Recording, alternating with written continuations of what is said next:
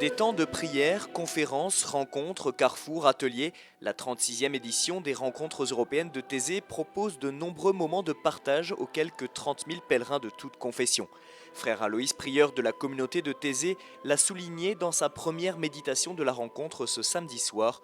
Le Christ, par l'Esprit Saint, nous invite à laisser derrière nous l'esprit de rivalité qui entraîne les oppositions, les injustices et à devenir des créateurs d'amitié, des artisans de paix. Réaction du pasteur Marc Schaeffer et du père Vassili Iorgulescu, prêtre orthodoxe. On a tout essayé pratiquement jusqu'ici.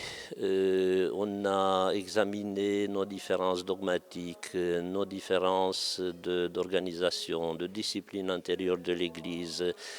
Et bien sûr aussi les voies de franchir des frontières qui nous séparaient, parce que l'histoire nous a laissé beaucoup un héritage commun impressionnant, mais également des frontières et parfois des divisions. Il faut les dépasser. Je crois que ça, c'est une des complexités aussi de notre compréhension les uns et les autres de l'œcuménisme. Je crois que pour certains, c'est uni, ça serait uni sous une même église. Pour d'autres, c'est uni dans cette diversité.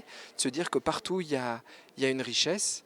Et je crois que notre vraie unité, elle est autour de cette parole de l'Écriture, hein, l'Ancien et le Nouveau Testament, et de tout l'enseignement que nous apporte le Christ dans nos vies. Ce qui nous reste à faire actuellement, c'est d'agir ensemble au service de l'homme, au service des défavorisés, au service des malades, au service de la paix dans le monde, de nos frères qui sont par ailleurs persécutés.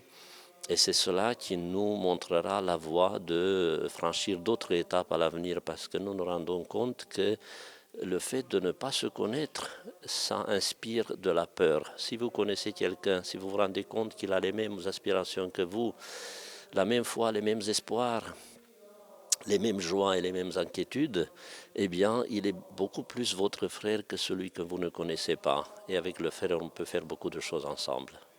Je crois qu'il faut regarder devant, peut-être nourri des erreurs, parfois du passé, des fausses routes, on va dire, des uns et des autres, où on s'est focalisé peut-être parfois sur un mot, focalisé sur justement ces points de division, en oubliant d'abord ce qui était commun. Et je crois que quand on est capable d'affirmer ce qui est commun, on peut mieux se connaître, et là aborder des questions parfois plus complexes, plus difficiles, qui ont été dans l'histoire source de tensions.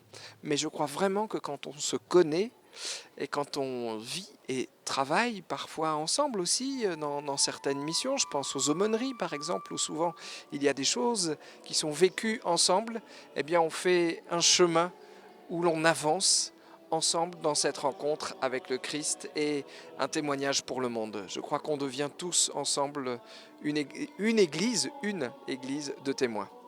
Nous sommes unis dans le Seigneur. En lui, nous ne sommes pas divisés, nous sommes un. Comme il l'a dit, quand il a fait la prière à Gethsémani, nous sommes un en lui. C'est en nous-mêmes, c'est entre nous que nous sommes divisés. Donc la division, c'est un péché, c'est un mauvais témoignage que nous donnons au monde, aux autres. Et c'est sur ça qu'il faut réfléchir, c'est qu'il faut prier pour que le Seigneur nous donne également la force d'avancer vers l'unité. Mais comment elle sera concrètement, ça personne ne peut le savoir actuellement. On est invité, je dirais envoyé à la rencontre au-delà de nos murs, de nos églises. Et on est aussi invité à y retourner, je dirais aussi. C'est ça qui est intéressant.